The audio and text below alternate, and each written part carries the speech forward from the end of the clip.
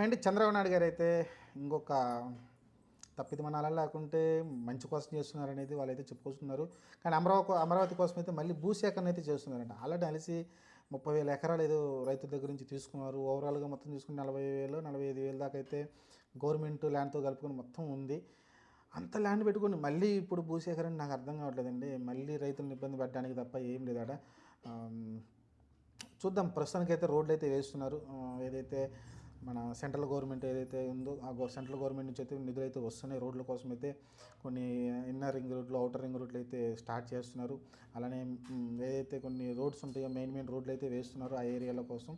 కానీ ఇక్కడ ఏంటంటే అక్కడ ఇంకా ఇన్ఫ్రాస్ట్రక్చర్ అనేది డెవలప్ కావట్లేదు. ఎందుకంటే అక్కడ ఫ్లాట్లు ఎవరైతే భూములు ఇచ్చారో వాళ్ళకైతే ఇవ్వలేదు.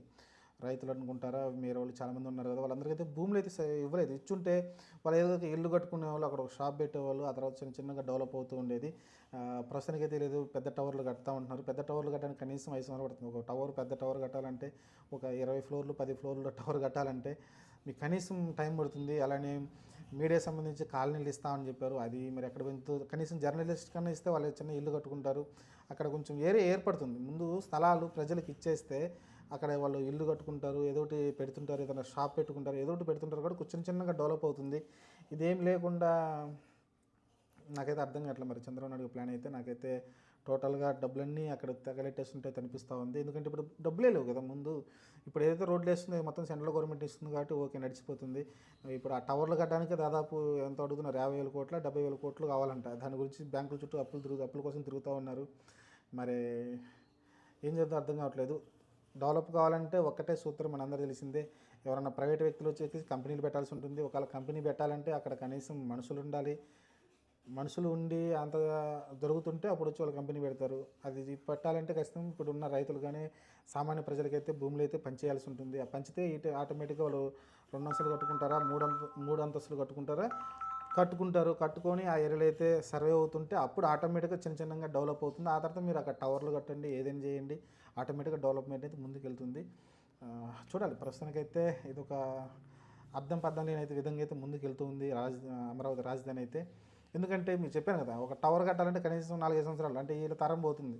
రేపొద్దున ఎవరు గెలుస్తారో తెలియదు. 2029 ఎలక్షన్లో జగన్ గెలుస్తుందా, మళ్ళీ ఇదే కూటమి గెలుస్తుంది అనేది గ్యారెంటీ లేదు. అలాంటప్పుడు మళ్ళీ ఆ జగన్మోహన్ రెడ్డి గెలిచాను అనుకో, జగన్మోహన్ రెడ్డి గెలిచిన తర్వాత ఏమవుద్ది, మళ్ళీ వైజాగ్ అంటాడు. కానీ అమరావతి రాజధాని అంటాడు, కానీ మళ్ళీ వైజాగ్ సెకండ్ రాజధాని అంటాడు. మూడు రాజధానులు అంటారు. అప్పుడు ఈ అమరావతిని అయితే డెవలప్ చేయడు, రూపాయి కూడా దానికి ఖర్చు పెట్టడు. క్లియర్, డ్యామ్ షూర్, నాకు క్లియర్గా అర్థమవుతుంది. సైలెంట్గా వెళ్ళి అక్కడ ప్యాలెస్ కట్టుకున్నాడు కాబట్టి వైజాగ్లో ఆ కొండపైన అయితే కూర్చుంటాడు నలిసి జగన్మోహన్ రెడ్డి. ఇవన్నీ జరుగుతుంటాయి కాబట్టి కొంచెం ఈ 5 సంవత్సరాలు అయిపోయే లోపు ఏదైనా డెవలప్ చేయాలి. చేయాలంటే రైతులకు చేస్తే రైతులు ఇమీడియట్గా ఏదో ఒకటి ఇల్లు కట్టుకుంటారు, మంచిగా అక్కడ షాపులు వస్తే కొంచెం డెవలప్మెంట్ జరుగుతూ ఉంటుంది.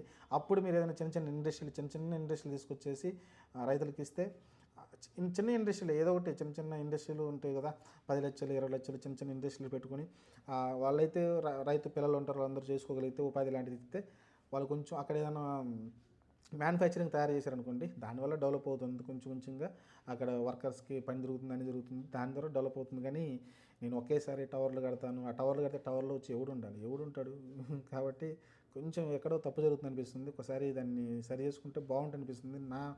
నా ఒపీనియన్ ఇది. మీరేమన్నారో కామెంట్ చేయండి.